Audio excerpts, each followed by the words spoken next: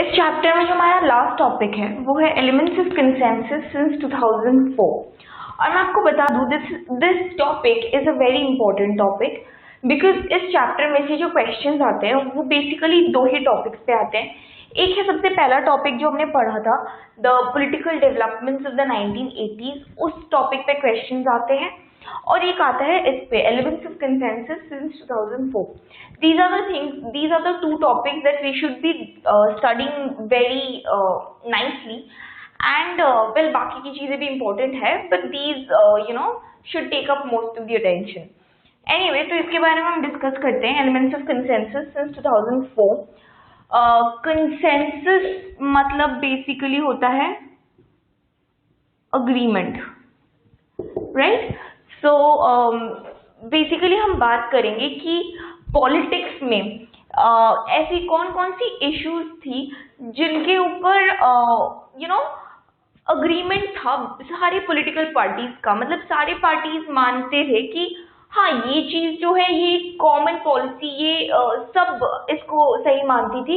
Everybody was like yeah this is the right path to follow, this is the correct direction to go, and we will be looking at those things that were universally accepted as consensual by everybody.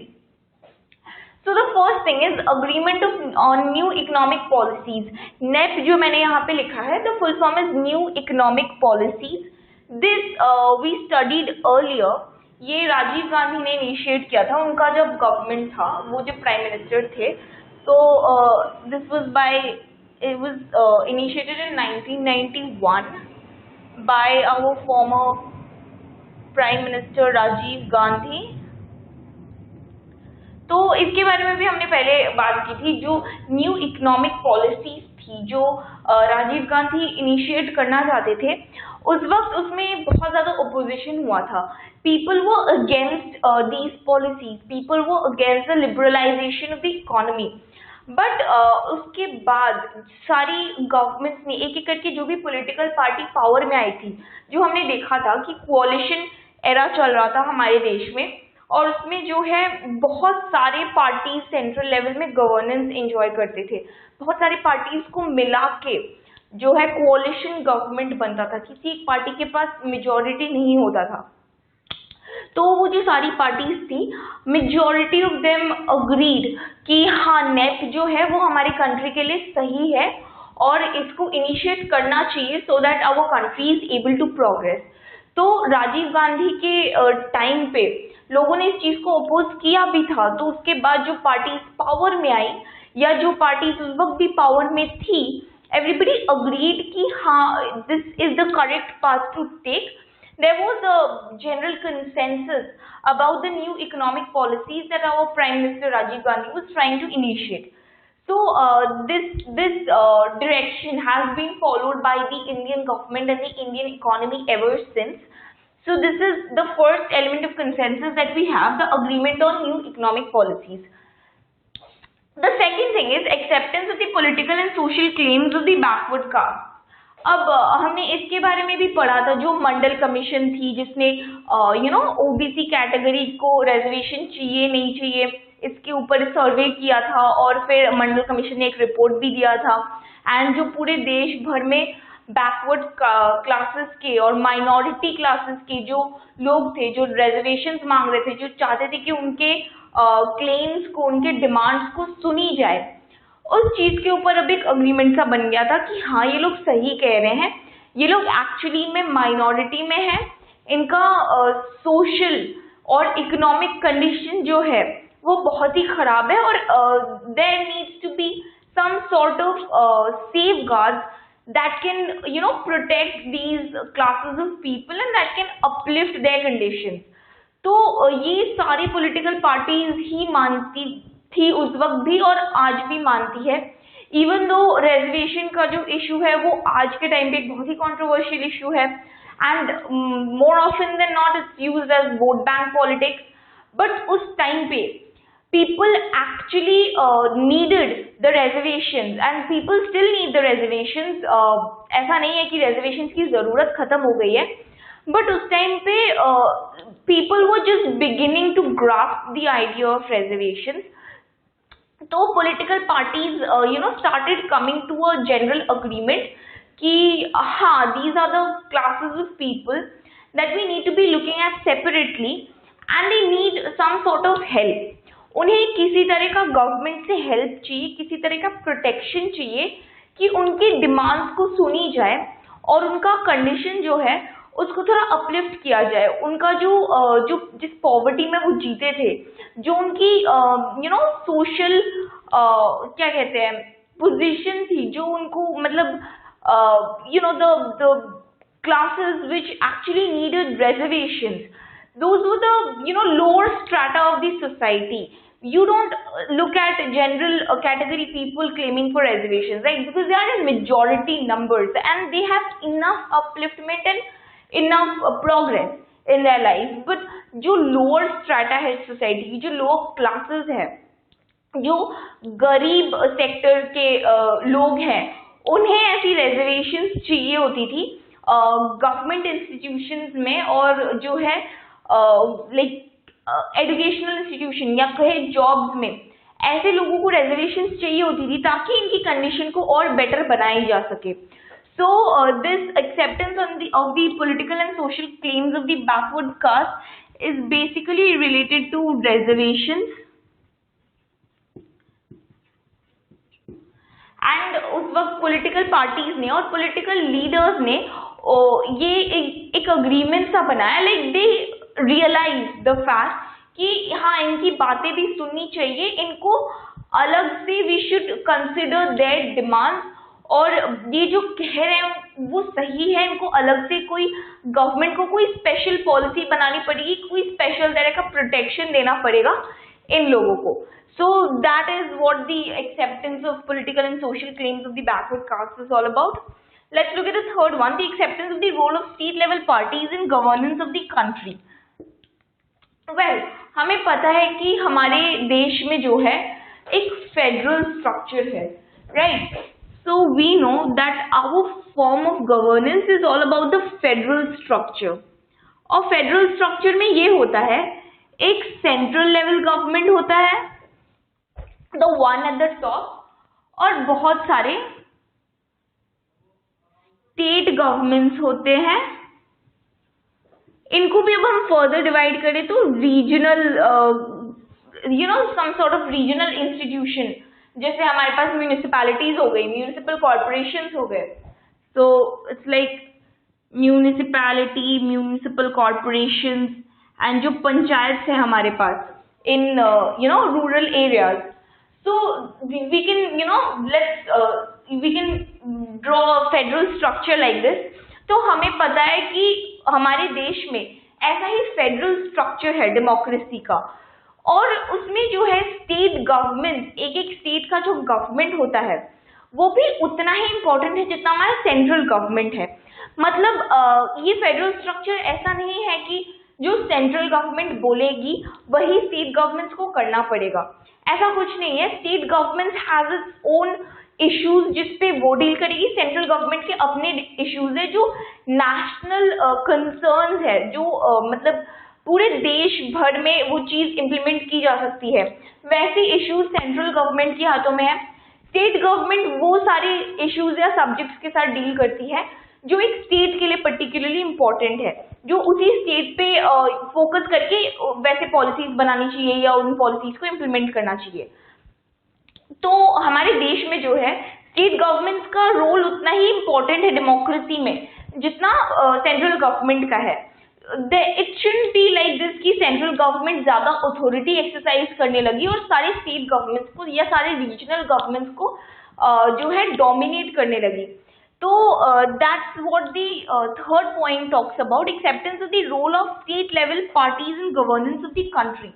अब हमें पता है कि coalition era जो थी, in that we had a lot of regional parties, right?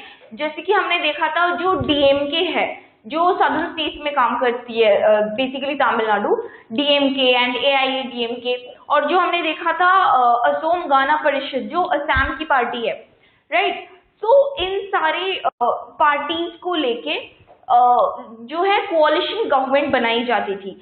Because किसी एक particular party के पास मेजोरिटी होती नहीं थी, तो एक ऐसा बड़ा पार्टी होता था, like let's say the Janata Dal और द बीजेपी और द कांग्रेस, और वो बहुत सारी छोटी छोटी पार्टीज को लेके, बहुत सारी रीजनल पार्टीज को लेके गवर्नमेंट बनाती थी, कोalition गवर्नमेंट बनाती थी, ताकि उनके पास एक मेजोरिटी आ जाए, क्योंकि bye itself the party did not have a clear majority in this period of time after the decline of the Congress, and since there was no other large enough party to take Congress's position, तो ऐसे situations में ऐसे coalition governments बनती थी।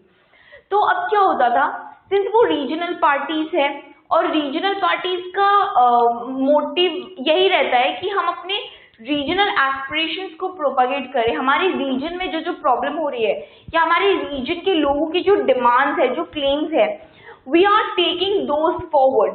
तो ऐसी regional या state level parties को लेके गवर्नमेंट बनाई जाती थी, and that is how those parties came those parties became important in national level politics.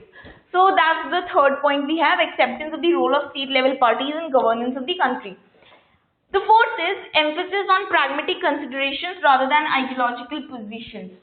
Okay, this is a very tricky one because जो political parties होती है वो किसी particular ideology पे काम करती है, right?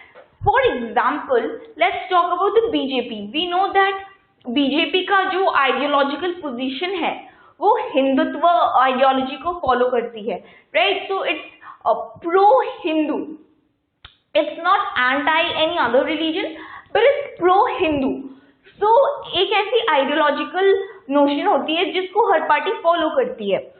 In this time, in the era of coalitions that we last talked about, सारी पार्टीज जो है वो अपने आइडियोलॉजिकल पोजीशंस, मतलब थ्योरेटिकली ऐसा होना चाहिए कि एक पार्टी है एक पर्टिकुलर आइडियोलॉजिकल पोजीशन पे बिलीव करती है, तो उसको ऐसे ही पार्टी के साथ कोalition बनानी चाहिए जो उसी आइडियोलॉजी को बिलीव करे, बट ऐसा नहीं होता था। लाइक जैसे बीजेपी है, हिंदुत्व आइडियोलॉजी को फॉलो करती है, तो BJP should look at other such parties which follow the Hindutva ideology, and we have many such parties in our country, but that was not how it went about.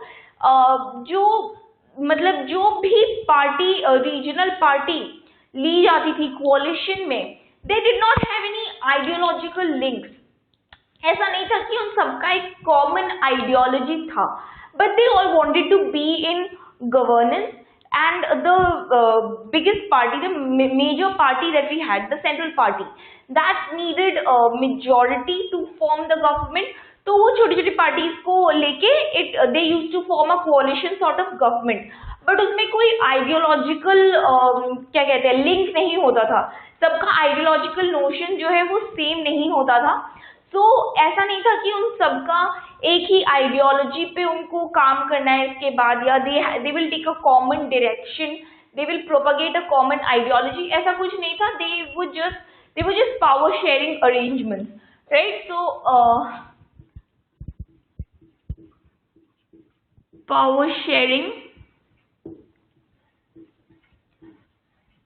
arrangements, this is a phrase that we should keep in mind, right? Because उन parties में कोई ideological link नहीं होता था और वो किसी common ideology पे काम नहीं करते थे, बट उन सबको पावर चाहिए होता था, उन सबको गवर्नमेंट में रहने का एक मौका चाहिए होता था, ताकि वो अपने खुद के इंटरेस्ट को प्रोपागेट कर सके, या अपने रीजन को, जिस जगह की है वो रीजनल पार्टी, उस रीजन के इंटरेस्ट को आगे बढ़ा सके।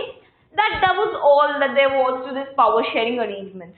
तो there was ऐसा कुछ नहीं था कि एक कॉमन आइडियोलॉजी के बेसिस पे बहुत सारे पार्टीज का कोalition बन रहा है। So let's look at this once again, the elements of consensus or agreement that we have since 2004. The first was the agreement on new economic policies, which was initiated by Rajiv Gandhi in the year 1991. This year is very important since coincidentally it is also the year of Soviet disintegration, where USSR was a very close friend of India, and after the disintegration India was kind of left alone in the international world. So anyway, that's world politics, we are not concerned about that. So the agreement on new economic policies, which at that time received a lot of opposition, but later on all the political parties that came to power, kind of agreed with the policies that Rajiv Gandhi tried to initiate. The second one is the acceptance of the political and social claims of the backward caste.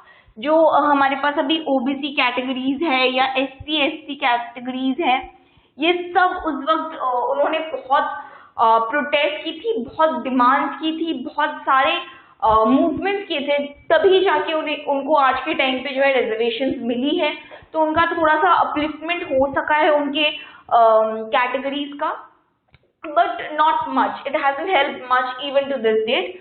The third thing is acceptance of the role of state level parties in governance of the country, which we talked about, the role of regional parties or regional level parties in what we had as the coalition government.